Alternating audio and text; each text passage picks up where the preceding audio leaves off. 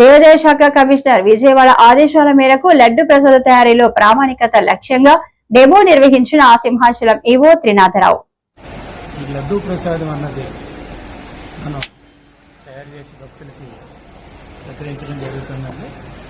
ఈ state wide ఉన్న ప్రధాన దేవాలయాల్లో ఎక్కడైతే లడ్డు తయారు చేస్తున్నారో అన్ని దేవాలయాలకి ఒకే రకమైన దిట్టం ఇవ్వడం జరిగింది.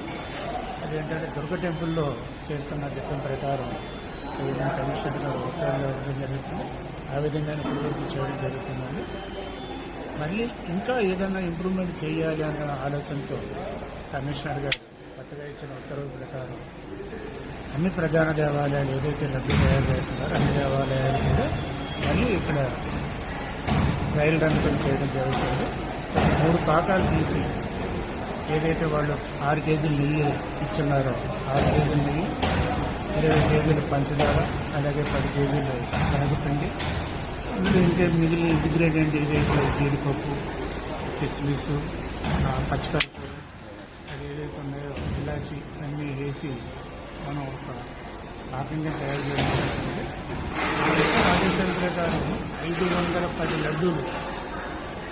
510 లడ్డూలు వస్తాయి దిగుబడి అని చెప్పేసి ఉందండి. ఇప్పుడు మనం ఈరోజు ఒక పాకం తీయడం జరిగింది. ఏదైతే 20 కేజీలు షుగరు, 10 కేజీలు శనగపిండి ఏదైతే ఆ చట్టం ప్రకారం చేయడం జరిగింది.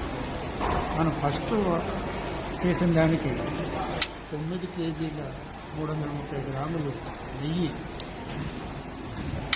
ఏంటంటే ఎక్కువ పడింది. ఎందుకంటే ఒక ఫస్ట్ చేసేటప్పుడు ఎప్పుడు అలాగే ఉంటుందండి. అలాగే 4-5 పాకాలు తీసేటప్పటికి దాన్ని యావరేజ్ చేసినట్టయితే అది 6 కేజీల కన్నా ఇంకా ఎక్స్ట్రా పడుతుందా లేకపోతే అందులో ఏదైనా మార్పులు చేయాలన్న దాని మీద ప్రయోగంగా తెలుసుకుని ఈ నివేదిక కమిషనర్ గారికి ఇవ్వడం జరుగుతుందండి.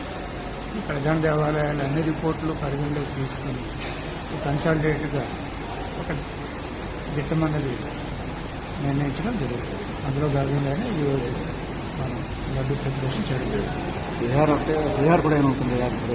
బీహార్ లేదు, ప్రస్తుతం అయితే లడ్డు అన్నది ఒకటి చేయమని చెప్పారు.